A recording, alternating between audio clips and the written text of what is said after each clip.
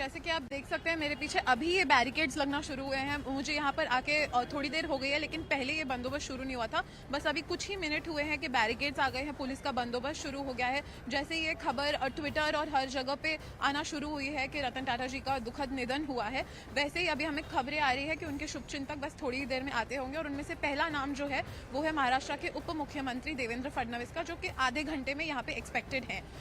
अब ये हमें मंडे को पता चला था कि इनकी तबीयत थोड़ी ख़राब चल रही थी, इसलिए उन्होंने एक ट्विटर पे स्टेटमेंट भी इशू करा था ये कहकर कि thank you for thinking of me. और उन्होंने एड्रेस करा था कि वो इंडीड ये हॉस्पिटल में है और उनका इलाज चल रहा है। लेकिन आज शाम से ही हम देख रहे थे कि हलचल थोड़ी चल रही थी हॉस्पिटल के बाहर, बॉम्बे हाउस के बाहर। लेकिन अभी थोड़ी देर पहले ही हम ये पता चला कि ये कंफर्म हो चुका है कि वो अब इस दुनिया में नहीं रहे। तो ब्रीच कैंडी अस्पताल के बाहर की तस्वीरें लगातार हम आप तक पहुंचा रहे हैं, जब तमाम लोग वहां पर इकट्ठे होने शुरू हो चुके हैं। और रतन टाटा भले ही बहुत बड़े उद्योगपति और बिजनेसमैन वो रहे हों, उद्योग जगत में उनका एक अलग नाम हो और बहुत तहजीब के साथ उनका ये नाम यहाँ पर लिया जाता है, लेकिन बहुत ही साधारण उनकी जो जीवनी थी, जो पर्सनैलिटी थी, बेहद साधारण थी। वो एक साधारण जीवन जीना भी यहाँ पर पसंद करते थे। बहुत सारी उपलब्धियाँ और पुरस्कार उनके नाम पर यहाँ पर थे। पद्म भूषण से भी उनको साल 2000 में सम्मानित किया गया था। और अमिताभ सिन्हा इस वक्त हमारे वरिष्ठ सहयोगी हमारे साथ जुड़ रहे हैं। अमिताभ जी, उद्योग जगत के लिए बहुत बड़ा शून्य है रतन टाटा जी का जाना।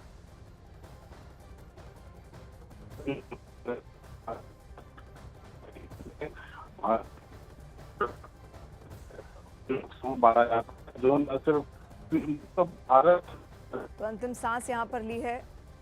मात्र 86 साल की उम्र में, 86 साल की उम्र के थे रतन टाटा। और ऐसे में उनकी जो सांस लेने में तकलीफ थी वो लगातार बढ़ रही थी। फिर उनको अस्पताल में भर्ती करवाया गया, ब्रीच कैंडी अस्पताल में। और ब्रीच कैंडी अस्पताल में भर्ती करवाने के बाद 2 से 3 दिन तक लगातार उनका इलाज भी वहाँ पर चला। लेकिन आज 86 साल की उम्र में उन्होंने अंतिम सांस ली, दुनिया को अलविदा यहाँ पर कह दिया। जो उपलब्धियाँ और पुरस्कार उनको यहाँ पर दिए गए थे उनका जिक्र करना भी बेहद ज़रूरी है। पद्म भूषण, जो कि भारत सरकार का तीसरा सर्वोच्च नागरिक सम्मान है, साल 2000 में उनको दिया गया। इसके अलावा ओरिएंटल रिपब्लिक ऑफ उरुग्वे का पदक भी उनके नाम था। अंतर्राष्ट्रीय विशिष्ट उपलब्धि पुरस्कार ब्रुनाई ब्रिथ इंटरनेशनल 2005 में उनको दिया गया। ये तमाम उपलब्धियां उनके नाम है और आज लोग उनको इन्हीं उपलब्धियों से याद भी करेंगे, उनके विचारों से उनको याद करेंगे। अमिताभ सिन्हा हमारे वरिष्ठ सहयोगी इस वक्त हमारे साथ फिर से जुड़ रहे हैं। अमिताभ जी, बहुत बड़ा शून्य है पूरे उद्योग जगत के लिए, खासतौर पर टाटा ग्रुप के लिए भी। ये बहुत बड़ी क्षति है, कम से कम पूरे देश के लिए और भारत के उद्योग जगत के लिए बहुत बड़ा झटका है। रतन टाटा का चला जाना, 86 साल की उम्र में मुंबई में उनका देहांत हुआ है। और रतन टाटा एक ऐसी मिसाल हैं जो भारत के उद्योग जगत को एक नई पहचान देने में और भारत के उद्योग जगत को आके आधुनिकीकरण की एक बहुत बड़ी मिसाल है। अगर टाटा को देखें तो टाटा भारत में सरकारी उद्योग, रेलवे के बाद और उन बड़ी कंपनियों के बाद, बड़े सरकारी उपक्रमों के बाद उन वैसी कंपनी है जो सबसे ज्यादा एम्प्लॉय भारत के लोगों को करती है। और हर जगह अगर टाटा के अगर आप उद्योग धंधे देखें जहाँ पे पीढ़ियों से लोग टाटा में काम कर रहे हैं, तो एक कमिटमेंट, एक लोगों को जोड़ने का तरीका और भारत के समुदाय, भारत की जनता के साथ उनको एक सिक्योरिटी देना, जॉब सिक्योरिटी देना, ये बहुत बड़ी उपलब्धि थी टाटा की, जिसको रतन टाटा ने आगे बढ़ाया। और एक विजनरी लीडर थे वो, उनकी जिन्होंने न सिर्फ अगर नैनो को लेकर, अगर नैनो जो आम आदमी की कार है, जो सबसे महत्वपूर्ण, जिसका पूरी दुनिया में जिसकी चर्चा हुई, नैनो कार लेकर आए थे। भले ही उसको लेकर शुरू में विवाद हुआ, लेकिन उनको आनंद फानन में प्रधानमंत्री जब मुख्यमंत्री थे गुजरात में जगह दी और नैनो का उत्पादन शुरू हुआ। 1 लाख रुपए में लखटकिया कार जिसको कहते थे, ये रतन टाटा की ही दिमाग की उपज थी, जो भारत की जनता को ये कार के उद्योग में एक बहुत बड़ी उपलब्धि जिसे कहा जा सकता है, ये हुई थी। तो सिर्फ ऑटोमोबाइल्स में नहीं, अगर टाटा के ट्रक्स देखें, टाटा के स्टील फैक्ट्रीज देखें, दुनिया भर में होटल, तो ताज ग्रुप ऑफ होटल्स है, ये तमाम चीजें देखें जिसके एक्सपेंशन में दुनिया भर के बड़े कंपनियों का अधिग्रहण भी टाटा ने किया है। तो टाटा और अगर भारत में अगर अगर टेलीकॉम रिवॉल्यूशन की बात करें तो उसमें भी टाटा का बहुत बड़ा रोल रहा है। तो रतन टाटा के जो 86 साल थे अत्यधिक बेमिसाल रहे हैं, और टाटा का जो भारत के उद्योग जगत में जो इनके नेतृत्व में भारत के को आगे बढ़ाने में भारत के औद्योगिक जिस तरह से आगे जी। रहा है वो एक बेमिसाल है और जिसकी तुलना नहीं की जा सकती। यह अपूरणीय क्षति है और मुझे लगता है कि पूरा भारत और पूरा उद्योग जगत कम से कम इनकी इन, इन, इनकी इन, इनकी इनके नहीं रहने का नुकसान काफी अर्थ तक झेलेगा और इनको मिस करेगा। जी, बेशक यहाँ पर ज़रूर ये मलाल भी रहेगा और एक बहुत बड़ा झटका भी पूरे उद्योग जगत के लिए, पूरे देश के लिए आज के दिन यहाँ पर है। तस्वीरें लगातार हम दिखा रहे हैं। इससे पहले हमने एक तस्वीर दिखाई थी जब लॉन्च हुई थी टाटा नैनो। उस वक्त गुजरात के मुख्यमंत्री भी थे, खुद प्रधानमंत्री नरेंद्र मोदी, तब गुजरात की कमान उनके हाथ में थी, तो वो लॉन्च होती हुई तस्वीर भी हमने दिखाई यहाँ पर। लेकिन किस तरीके से विश्व में भी एक बहुत बेहतरीन छवि लेकर चलते थे रतन टाटा। मतलब जितने भी जो बड़े राष्ट्राध्यक्ष थे वो उनसे प्रेरणा लेते थे, उनसे वो प्रभावित थे।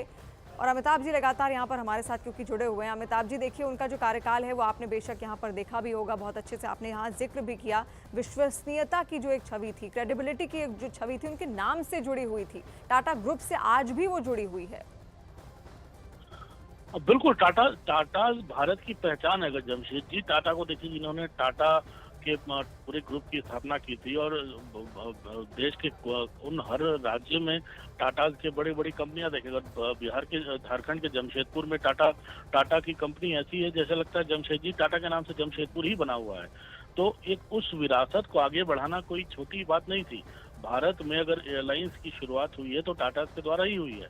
अगर भारत में एयर इंडिया को किसी ने खरीद कर उसके रिवाइवल की बात की है, जो एकदम डूबी हुई सरकारी कंपनी थी, आज भी जो भारत का एयरलाइंस उद्योग है उसमें सबसे बड़ा योगदान अभी रतन टाटा का है, जिनके विजन ने और उनके विजनरी मार्गदर्शन ने जिसने इस एयरलाइंस को आगे बढ़ाया है। तो ये सिर्फ और सिर्फ भारत में ही नहीं, भारत में अगर उन्हें पद्म विभूषण से सम्मानित किया गया तो उन्हें 2023 में ऑर्डर ऑफ ऑस्ट्रेलिया से और 2014 में ऑर्डर ऑफ ब्रिटिश एम्पायर से भी उनको सम्मानित किया गया है। और इसीलिए ये कहा जा सकता है कि एक हार्वर्ड बिजनेस स्कूल से पढ़ा हुआ आदमी, कॉर्नेल यूनिवर्सिटी से भी पढ़ा हुआ एक इंसान जो कि भारत वापस आकर भारत में अब इस टाटा उद्योग की नींव जो रखी गई थी उसको बड़ा पेड़ बनाने में जो रोल रहा है और भारत को टाटा के नाम से जो पहचान दुनिया भर में दी है वो अतुलनीय है। बेशक वो अतुलनीय है और इसीलिए उनको हमेशा हमेशा यहाँ पर अब जहन में हर कोई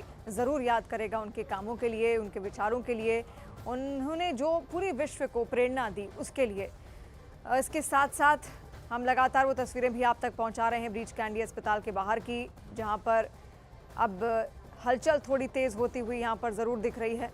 और ऐसे में तमाम जो शुभ चिंतक हैं उनके अब अस्पताल के बाहर इकट्ठे होने भी शुरू हो चुके हैं, क्योंकि ये बहुत बड़ी खबर सबके लिए एक झटका इस खबर ने दिया। 86 साल की उम्र थी रतन टाटा की। 2 से 3 दिन पहले उनको ब्रीच कैंडी अस्पताल में भर्ती करवाया गया। सांस लेने में कुछ दिक्कतों का सामना उनको यहाँ पर करना पड़ा, लेकिन उसके बावजूद भी लगातार वो काम कर रहे थे, अपने काम में वो एक्टिव थे। जितनी भी मीटिंग्स होती थी टाटा समूह की उसमें वो शिरकत करते थे, फैसले अब भी वो लेते थे। लेकिन जब इधर कुछ दिनों से उनकी तबीयत नासाज हुई तो उनको अस्पताल में भर्ती करवाया गया और आज ये खबर सामने आई कि 86 साल की उम्र में उन्होंने अंतिम सांस ली है। अमिताभ जी लगातार हमारे वरिष्ठ सहयोगी हमारे साथ जुड़े हुए हैं। अमिताभ जी, इससे पहले हमने अपनी एक सहयोगी से भी बातचीत की थी तो उनका ये कहना था कि काफ़ी दिन पहले तक भी वो लगातार काम कर रहे थे, मीटिंग्स में हिस्सा ले रहे थे, फैसले उनकी ओर से लिए जा रहे थे और जब उनको थोड़ी सी उनकी तबीयत यहाँ पर ख़राब हुई तब उनको अस्पताल में भर्ती कराया जाता है। यानी कि 86 साल की उम्र में भी वो एक्टिवनेस उनके शरीर में उस वक्त भी थी। बिल्कुल, ये एक बहुत ही दुखद और अपूरणीय क्षति है भारत के लिए। और अगर टाटा को देखा जाए तो रतन टाटा का निधन हुआ 86 साल के थे और सबसे बड़े कारोबारी ट्रस्ट के चेयरमैन थे वो, और ब्रीच कैंडी अस्पताल में उनकी मौत हुई है। बढ़ती उम्र थी, 86 साल थी, परेशानियां बहुत थी, लेकिन काफी समय से अगर पद्म विभूषण से उनको एक बड़े उद्योगपति को सम्मानित किया जा रहा है तो पूरे देश भर के लोगों के मन में भी उनके लिए बड़ा असीम सम्मान था। और सबसे बड़ी बात जो कही जा सकती है वो ये है कि वो अपनी ईमानदारी, अपने नैतिक नेतृत्व और परोपकार की बड़ी मिसाल थे। उन्होंने बिजनेस जो जो जो बिजनेस है, जो इंडस्ट्री है और इनसे अलग भी अपनी दुनिया पर एक अमिट छाप छोड़ी है। फिलांथ्रोपिस्ट, बहुत बड़े फिलांथ्रोपिस्ट थे, लोगों की मदद करने में हमेशा आगे रहते थे। इसीलिए अगर भारत का उद्योग जगत कह रहा है कि वो उनकी स्मृतियों में हमेशा बहुत आगे रहेंगे, तो ये बहुत बड़ी बात है। ये चीज तो एक बात तो और साफ है कि रतन टाटा के नेतृत्व में ही टाटा ग्रुप ने, टाटा समूह ने बड़ी बुलंदियों को छुआ था। वो 1991 में टाटा समूह के चेयरमैन बने थे। तब से उन्होंने कभी पीछे मुड़कर नहीं देखा, न टाटा समूह ने पीछे मुड़कर देखा। वो लगातार इस पद पर बने रहे और टाटा टीसीएस का, टाटा कंसल्टेंसी सर्विस जैसी कंपनियों की स्थापना भी की, टाटा को काफी आगे बढ़ाया और टाटा ट्रस्ट के चेयरमैन भी रहे वो। तो ये और अब जो पद्म विभूषण और पद्म भूषण से अगर भारत सरकार ने उन्हें सम्मानित किया, 2 सर्वोच्च नागरिक पुरस्कार हैं, पद्म विभूषण 2008 में और पद्म विभूषण 2000 में उनको सम्मानित किया गया है। तो ये भी उनके योगदान की पहचान है। जी, बेशक उनके योगदान की ये पहचान है जो हमेशा हमेशा के लिए यहाँ पर टाटा ग्रुप्स भी ज़रूर याद रखेगा और ये देश भी ज़रूर याद रखेगा। ब्रीच कैंडी अस्पताल जहाँ पर रतन टाटा की ओर से अंतिम सांस ली गई है, वहाँ पर हमारी सहयोगी रचना इस वक्त हमारे साथ मौजूद है। रचना, क्या तस्वीर वहाँ से फिलहाल? जी, अभी अब से कुछ ही देर पहले हमें ये पता चला कि उनका दुखद निधन हो चुका है। हमें ये भी मालूम पड़ा कि मंडे से ही उन्हें यहाँ पर भर्ती किया गया था। इनफैक्ट मंडे को जब ऐसी अफवाह चली थी तब उन्होंने खुद ट्विटर पे एक स्टेटमेंट डाला था, ये बोलते हुए कि एक तरीके का थैंक यू कहा था जो भी उनके बारे में सोच रहे थे और एक अश्योरेंस दिया था कि सब कुछ फिलहाल तो ठीक है। लेकिन अब उस स्टेटमेंट को 2 दिन हो चुके हैं और अभी थोड़ी देर पहले ही हमें पता चला कि अब वो इस दुनिया से जा चुके हैं। जैसे कि आपने कहा, वो एक जाने माने एंटरप्रेन्योर तो थे ही, उसके साथ साथ एक बहुत बड़े दिल वाले फिलैंथ्रोपिक थे। तो ये काफ़ी डीप लॉस है पूरे इंडिया इंक का, पूरी इंडियन सोसाइटी का। हमें यहाँ पर मालूम पड़ रहा है ब्रिज कैंडी हॉस्पिटल के बाहर कि अभी शुभचिंतकों की गाड़ियाँ आना शुरू हो चुकी है। थोड़ी ही देर में उप मुख्यमंत्री जो है महाराष्ट्र के देवेंद्र फडणवीस जी भी यहाँ पर एक्सपेक्टेड हैं। अब तक हमें यही पता चला है, हम जुड़े रहेंगे। जी, और सपना हमारे सहयोगी भी इस वक्त हमारे साथ जुड़ चुकी हैं। सपना, क्या जानकारी आपके पास? देखिए शिवानी, सबसे पहले तो मैं आपको बता दूं, मैं ब्रिज कैंडी अस्पताल जा रही हूं और 10 मिनट का रास्ता हो रहा है, मैं वहां पहुंच जाऊंगी। बहुत दुखद खबर है वाकई शिवानी, ये आपके लिए, मेरे लिए, पूरे देश के लिए। और मैं आपको एक चीज़ बताऊं, मैं उसी फ्लाइट से आई आज मुंबई जिस फ्लाइट को टाटा कंपनी ओन करती है, यानी कि एयर इंडिया। मैंने नहीं सोचा था कभी भी कि मुंबई एंटर होते ही ये खबर मिलेगी। ये वाकई दुखद खबर है, परेशान कर देने वाली खबर है। रतन टाटा सिर्फ एक शख्स नहीं है, ऐसे लोग शायद जन्मों में जन्म लेते हैं जो किसी भी पीढ़ी को इंस्पायर करते हैं, जो एक एंटरप्रेन्योर होने के नाते तो इंस्पायर कर ही रहे हैं, एक इंसान होने के नाते कितना इंस्पायर करते हैं। क्या आप और मैं इस बात की चिंता करेंगे कि कोई अगर स्कूटर पर जा रहा है तो हम उसके लिए भी इन्वेंशन करें? लेकिन उस व्यक्ति ने चिंता की और उसने एक ऐसे व्हीकल का इजाद किया जो एक आम आदमी तक भी पहुंचे।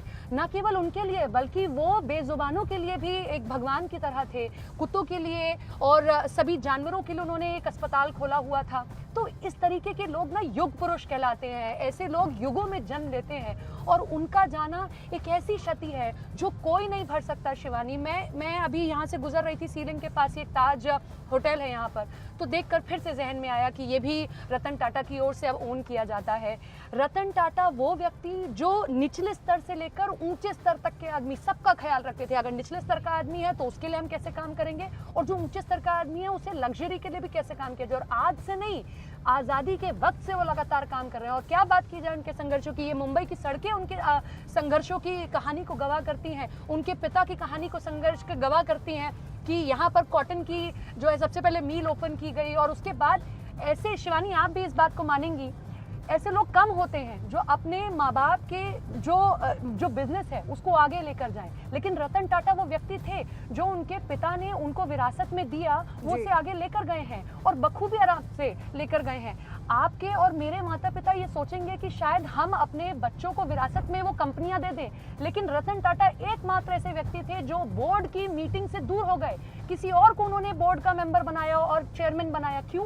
क्योंकि वो इस प्रथा को खत्म करना चाहते थे कि किसी एक परिवार का आदमी ही पूरी कंपनी को चलाएगा। तो शिवानी, वाकई मतलब आपकी और मेरी आंखें तो भरी ही हैं, लेकिन आप सोचिए कि ये देश के लिए कितनी बड़ी क्षति है। अब देश शायद रतन टाटा जैसा व्यक्ति दोबारा नहीं पाएगा। शिवानी। बेशक बहुत बड़ी अपूर्णीय क्षति यहाँ पर टाटा ग्रुप्स के लिए, पूरे देश के लिए, हम तमाम देशवासियों के लिए। लगातार हम तमाम अपडेट्स आप तक पहुँचाते जा रहे हैं क्योंकि आज ही ब्रीच कैंडी अस्पताल में अंतिम सांस उनकी ओर से ली गई है। रचना हमारी सहयोगी इस वक्त वहाँ पर मौजूद हैं। रचना, आप कुछ देर पहले कह रही थी जो उप मुख्यमंत्री हैं वो भी देवेंद्र फडणवीस जी वहाँ पहुँचने वाले हैं, क्या वो वहाँ पर पहुँचे या इसके अलावा भी कौन वहाँ पर पहुँच चुका है? जी, जैसे कि आप मेरे पीछे देख सकते हैं, पुलिस का बंदोबस्त काफ़ी ज़बरदस्त शुरू हो चुका है। तो काफ़ी ज़्यादा शुभचिंतक यहाँ पे एक्सपेक्टेड हैं थोड़ी देर में। जैसे कि मैंने कहा था, सबसे पहली खबर आई है उप मुख्यमंत्री की, तो हम यहाँ पर हैं। सभी इनफैक्ट जैसे कि आप देखेंगे कि सिर्फ जाने माने नाम ही नहीं, काफ़ी रतन टाटा जी के प्रशंसनीय जो लोग हैं वो यहाँ जमा हो गए। काफ़ी पर्सनल लॉस सा माहौल चल रहा है यहाँ पे। जो आजू बाजू के लोग हैं सब निकल कर आए हैं, इसलिए पुलिस काफ़ी ज़बरदस्त बंदोबस्त करे जा रहे हैं। इनफैक्ट हमें भी थोड़ा थोड़ा मूव किया जा रहा है अभी हॉस्पिटल की गेट से दूर, जैसे कि ट्रैफिक का फ्लो बना रहे। लेकिन अभी तक यहाँ पर हमने कोई बड़ा नाम देखा नहीं है, लेकिन आप देख सकते हैं गाड़ियाँ आती जा रही हैं और हम आपको बताते रहेंगे यहाँ पर कौन कौन है। लेकिन यहाँ पे काफ़ी दुखद माहौल फिलहाल। जी रचना, लौटेंगे आपके पास। यहाँ पर इस बीच हम कई सारी तस्वीरें भी दिखा रहे हैं, ये पुराने कई सारे वीडियोज़ इस वक्त आप देख रहे हैं टाटा मोटर्स के, जहां पर किस तरीके से टाटा नैनो को यहां लॉन्च करते हुए प्रधानमंत्री नरेंद्र मोदी और रतन टाटा की ये तस्वीर इस वक्त आप देख रहे हैं।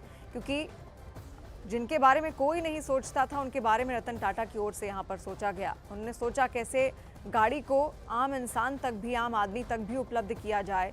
4 पहिया वाहन उन तक भी पहुंचे और उस वक्त मात्र 1 लाख रुपए के आसपास इस टाटा नैनो कार की कीमत थी।